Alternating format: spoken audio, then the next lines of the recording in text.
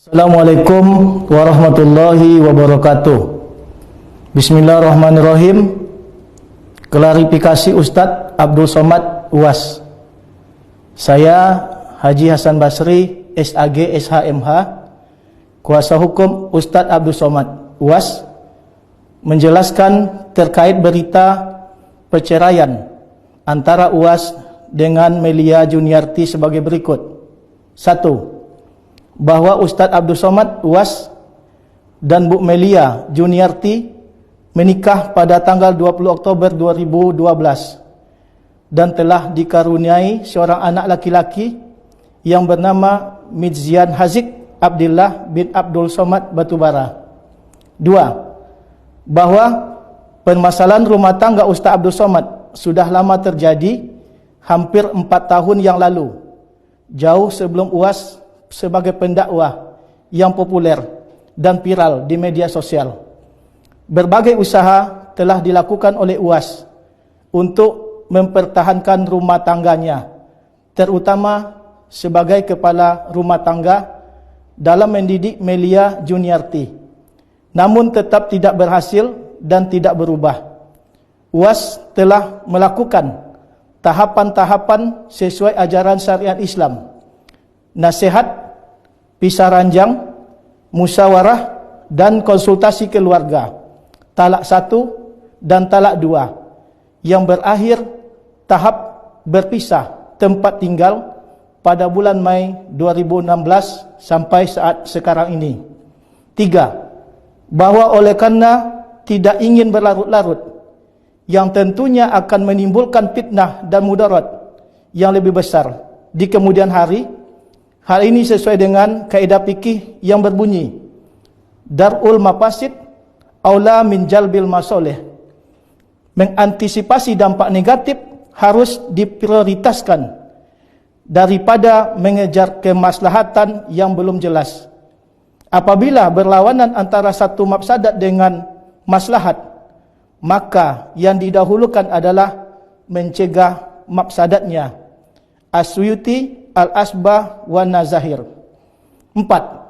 Bahwa UAS walaupun sudah berpisah lebih kurang sejak 4 tahun yang lalu, namun tetap bertanggung jawab memberikan nafkah bulanan dan fasilitas untuk Bu Melia Juniarti, terkhusus ananda yang tercinta Midzian Haziq Abdillah. UAS selalu menyediakan waktu secara khusus dalam kesibukan dakwahnya untuk tetap bersama, menemani, bermain, jalan-jalan, dan lain layaknya orang tua yang selalu menyayangi dan mendidik anaknya. 5. Bahwa UAS sebagai warga negara yang baik, maka pada tanggal 12 Juli 2019 mengajukan secara resmi permohonan cerai talak ke Pengadilan Agama Bangkinang dengan nomor perkara 604/PDTG/2019/PAPBKN, dan telah diputus oleh Majelis Hakim pada tahap proses persidangan kes 11 pada hari Selasa tanggal 3 Desember 2019 dengan diktum putusan memberi izin kepada pemohon Abdul Somad Batubara bin Bahtiar untuk menjatuhkan talak 1 raj'i terhadap termohon Melia Juniarti binti Asman di depan sidang Pengadilan Agama Bangkinang. 6. Bahwa di saat ketidakharmonisan rumah tangga terus terjadi dan tanpa solusi, perceraian bukan langkah mundur, mungkin bisa terjadi pada siapapun dan manusiawi. Ustadz Abdul Somad sangat menyadari bahwa Allah Subhanahu wa Ta'ala berkuasa atas semua takdir manusia, dan Allah Subhanahu wa Ta'ala akan menguji hambanya sesuai dengan kapasitasnya masing-masing. 7. Bahwa setiap orang akan membaca dan berpikir dengan cara berbeda.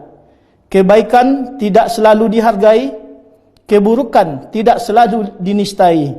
Aku tidak perlu menjelaskan tentang diriku karena musuhku tidak percaya, dan sahabat-sahabatku tidak memerlukan itu. Ungkapan Sayyidina Ali karamallahu wajhah. 8. Bahwa hidup bukanlah siapa yang terbaik, tetapi seberapa banyak kebaikan yang bisa kita lakukan. Apapun cobaan yang menimpa, harus kita hadapi dengan sikap positif. Semoga dapat dimaklumi.